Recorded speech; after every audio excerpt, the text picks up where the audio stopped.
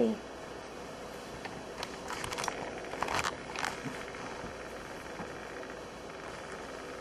Ready?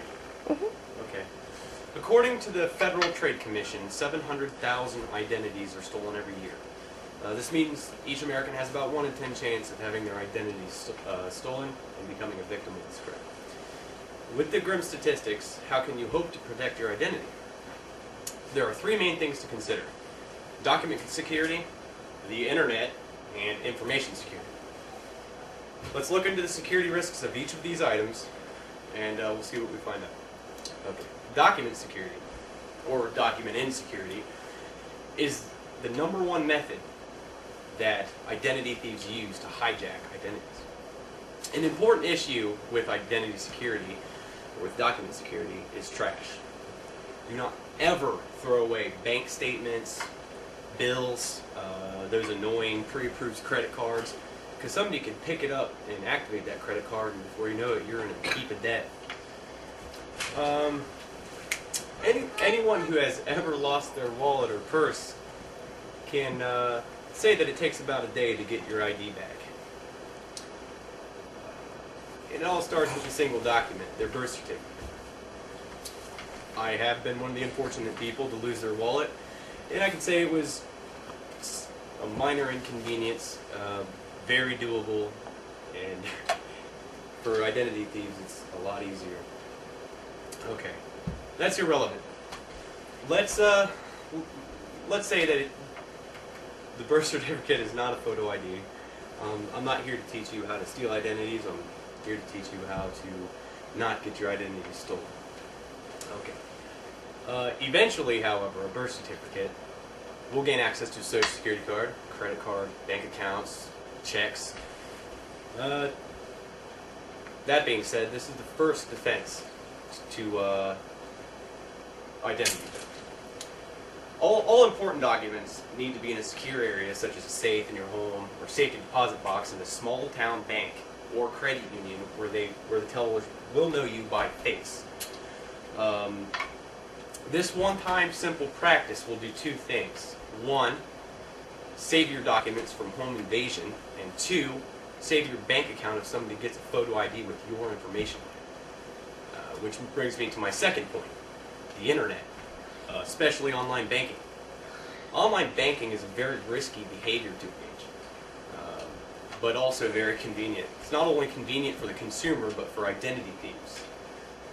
A simple packet sniffer or keylogger will reveal all of your login information for your bank account. This would allow the thief full access to your financial institution as if they were you.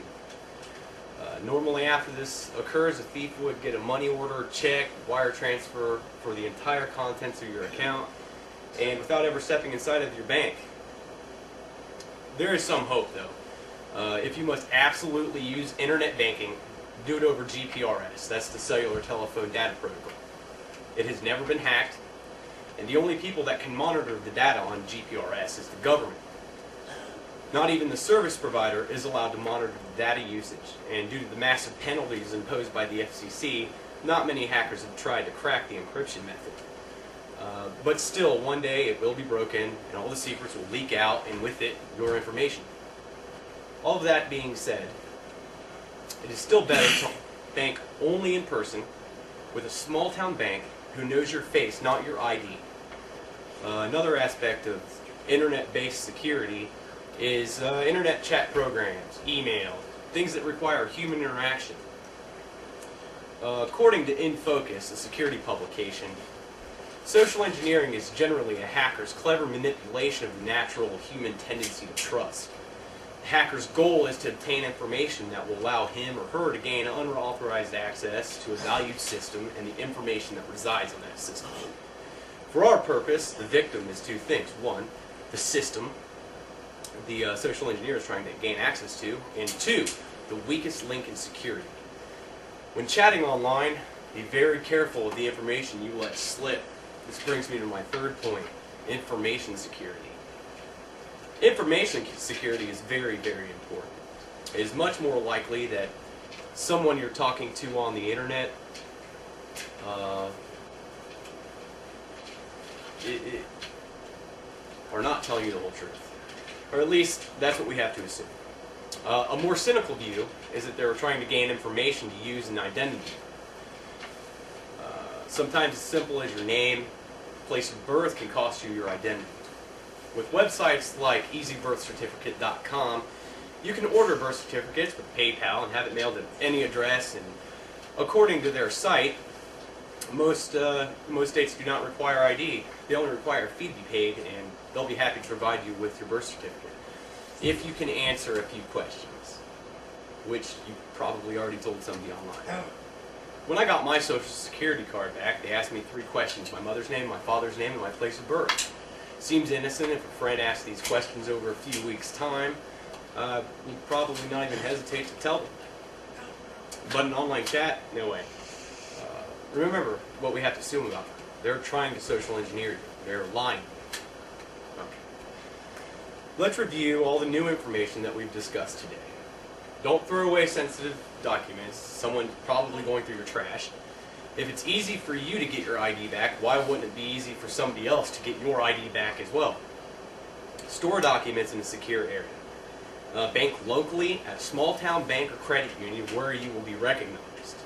No online banking, and if you must, use a secure connection like GPRS.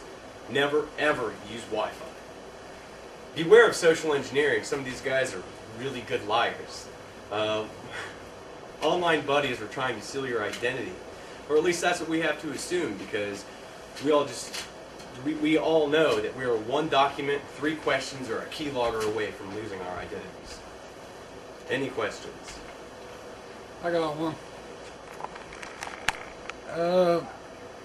This whole concept of the mark of the beast, I've heard talk that sometime here in the future, they're actually planning on putting computer chips in your hand or giving you some kind of ID tattoo. Yeah, there are some people that have implanted RFID, which is radio frequency identification modules, in their body. As of now, the largest grouping of these that I've ever heard of is they've started embedding them in passports. As you're walking through a passport, somebody can shoot a magnetic gun at you and have all your information at their fingertips, including identity thieves.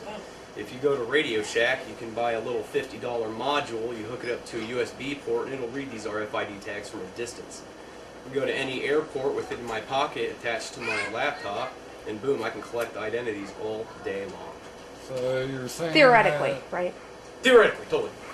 that would not actually be an effective deterrent for identity theft? No, the only effective deterrent for identity theft is don't ever use online banking. Don't throw anything away that has your name on it. Just, the points that we talked about. If you do these, it seems really annoying. It's 7 points to deal with.